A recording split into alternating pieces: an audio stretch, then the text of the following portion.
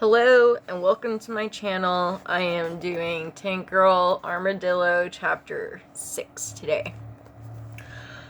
It's like the biggest fucking dab, I swear. Oh, dab sweats. Oh, it's that good feeling in life. A good feeling of good change, people. Good change. Chapter 6. I am not a fucking charity shop. Next day it rained. All fucking day. It came down so hard that it seemed like there was no air outside. Just one continuous solid block of fucking water, falling from the sky and bashing the living shit out of Jet Girl's roof and windows. Jet Girl made constant rounds of toast and Sub Girl came round. The three of us played the scale... what the hell is that? Scale X trick... Scale X, oh my god, SCALEXTRIC. There you fucking go. Slot car driving game. It felt like the last day of school, or what I've imagined last day of school would have felt like if I had actually been there. Yuck, yuck. I couldn't help worry about Booga and Barney, off on their quest to do nasty on Barney's unsuspecting parents. I knew that Barney was crazy enough to scare off any real dangerous assailants, but something was niggling at me, a bad feeling deep down in my nether regions. Time passed real slow.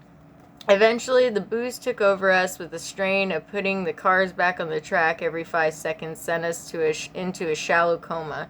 We all had a collective dream of floods, boats, and men in flowing robes with bushy gray beards. Unbeknownst to us, an electrical storm had blown up. The giant fork lightning hitting the trees nearby translated through the flesh of my drunken eyelids into a lovely, big, pink-red thing that came to confront me and take away my headache. We awoke the next morning, bathed in warm yellow sunlight. Tufty white clouds rolled around the horizon. The storm had passed and it was time for breakfast. Jet Girl brought in fresh fruit, grape nuts, and yogurt. She set the stuff down on the coffee table and I peeled a silk cushion off my cheek. She sat down in an unstuffed beanbag and looked at me. "You were talking in your sleep again, Mrs. Really? What was I saying?" I asked. Something that somebody trying to something about someone trying to stuff an old raincoat and a jigsaw puzzle up your backside, she replied, stirring 6 lumps into her tea. Sub Girl was looking out the front window, perplexed. "Hey, Jet Girl, some cunts dumped a load of shit on your lawn." I stumbled to get up and went over to see what was out there. A mountain of rubbish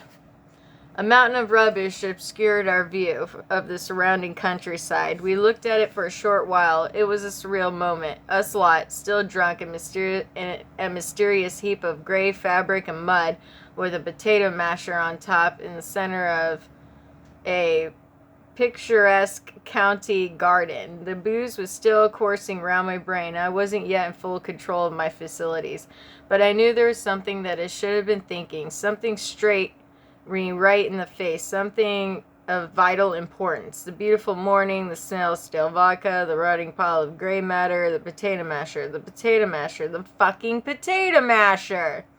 Suddenly my eyes pulled into focus and I could see the pile of shit for what it really was. A mess of clothes, blood, kitchen utensils, donkey, and people.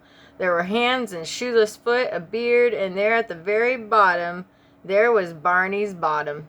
It was Barney's stupid fucking army. I ran straight through the French windows without opening them, screaming my lungs out. "Booga, booga, where are you, you stupid twat?" We waded into the pile and started to untangle the bodies. They were sodden and cold from spending the night out in the storm. The smell was unbearable, and Jet Girl had to go and puke up on some dandelions. Slowly, we worked our way through the crap and corpses towards Barney, carefully laying out the soldiers as we went. Booga was nowhere to be seen. Then we reached Barney. We pulled her out and positioned her lovingly on the dewy grass. She looked so still and peaceful, like a sleeping child. Then she farted a long, trumpety, deep, tonal, and noxious-smelling honker. "That's what happens when you die," observed Sub Girl. "All your bodily functions do their stuff and all the shit and poo comes out." The fart smelled strangely familiar, a really blast from the past. Barney let out a lengthy, croaking belch that probably had all the bullfrogs in the local area in the state of heightened sexual arousal. So, what I mean, see what I mean? Said Subgirl. I was still breathing in the brown air. That fart, I know that smell. Then the penny dropped. I've got it. That's the fart that Barney does when she's had more than 24 pints of lager. Barney lifted eyelid unstuck itself for a microsecond, revealing the whites of her bloodshot eyeballs. Her bottom lip fell open in an involuntary motion, and a single word fell out of her mouth. Blagger. And then she farted again. And that is the end of Chapter 6 on Tanker Armadillo. Next will be Chapter 7, Booga. Thank you for watching, and I hope you all have a very pleasant day.